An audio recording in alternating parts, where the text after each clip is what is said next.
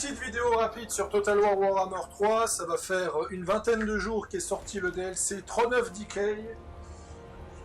Vu que je fais pas beaucoup de vidéos ces derniers temps et puis que je me suis trouvé un petit créneau, je vais en profiter pour vite vous en parler de ce que j'en ai pensé de ce DLC à 30 balles, voire même plus cher hein, parce qu'il est à 31 francs suisses sans promo. Donc on va commencer par Elspeth. Alors Elspeth von Draken, c'est un personnage qui est relativement intéressant. Le souci c'est que les mécaniques d'Elspeth sont beaucoup trop proches de Ekith la Griffe. Vous avez un système pour améliorer les unités avec des schémas qui va ressembler à la Malpierre. À force que vous améliorez ces unités, vous allez débloquer d'autres types d'unités, des unités uniques propres à Elspeth, comme les unités uniques propres à Ekith la Griffe. Vous avez un missile nucléaire violet qui est capable de tout détruire sur son passage, qui est exactement le même que celui d'Ekith. Et vous avez même un système de cité souterraine, même s'il est différent de celui d'Ekith. Bref, j'ai l'impression de jouer à un mode. Je vais être assez violent dans cette vidéo parce que même si le DLC il est qualitatif en lui-même, il faut pas oublier ce qu'a proposé les autres DLC, et là franchement j'ai quand même un peu le sentiment de jouer à du recyclage, donc ouais, franchement j'ai pas kiffé Elspeth à cause de ça. Pour ce qui est de Tamurkhan, alors Tamurkhan il a au moins le courage d'être totalement unique.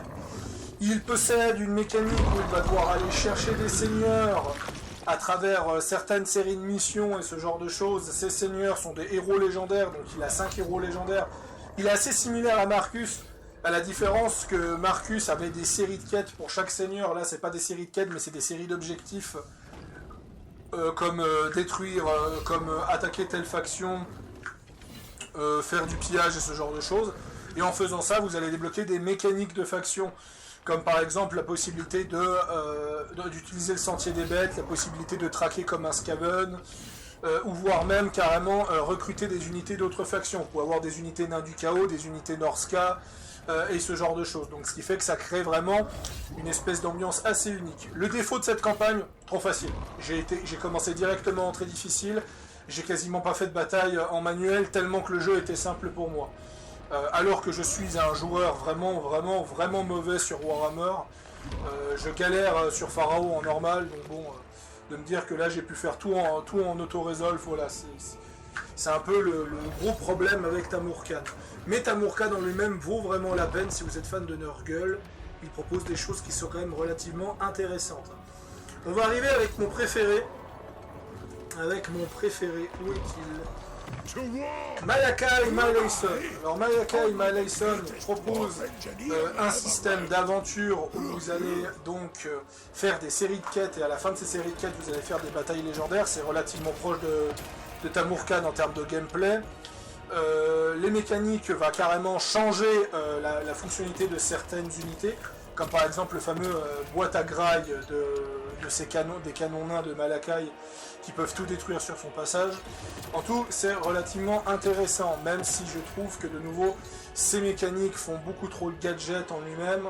On n'a pas l'impression qu'il y a un investissement d'un DLC qui coûte séparément 11 balles. Voilà, 11 balles suisses, 9 euros je crois pour les euros. Bref, en lui-même, le prix est quand même assez scandaleux. Il est scandaleux de base en lui-même. Au niveau des unités, il y a quand même beaucoup de recyclage chez les nains, parce qu'on a majoritairement des tueurs reskinés. On a quand même la zone d'Orbarge qui est qualitatif, on a le bateau terrestre qui est qualitatif, on a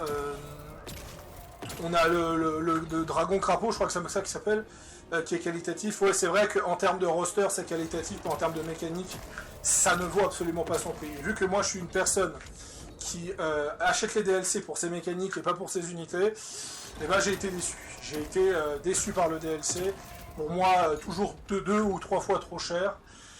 Fatalement, l'ironie, c'est que Shadow of Change, je trouvais que les unités étaient pas terribles, mais qu'au moins Yuanbo et Ostankia valaient la peine en termes de mécanique. Là, voilà, c'est un peu l'inverse. On est un peu sur l'inverse. On est sur des unités qualitatives pour des mécaniques médiocres. Là où l'inverse, des unités médiocres pour des mécaniques qualitatives. Donc à voir ce que vous voulez faire, tout et tout. Étant donné que ça fait 20 jours que le DLC est sorti, je pense que ceux qui sont intéressés par ce DLC ont déjà vu toutes les unités. En général, je monte pas les unités, ce genre de choses. Peut-être que je referai des lives avec Valkania et je montrerai peut-être ma lacaille, mais bon. Je vais m'arrêter là, c'était une petite vidéo sur ce bonne journée. Vous attendez pas à ce que je fasse du Ghost of Tsushima, parce que de toute façon, je suis dans mon mois Fallout et j'ai pas vraiment envie d'aller sur Ghost of Tsushima maintenant. J'irai peut-être sur Ghost of Tsushima plus tard. Mais il y a beaucoup de choses qui est prévues pour la chaîne pour cette fin d'année en tout cas. Allez, à plus tout le monde.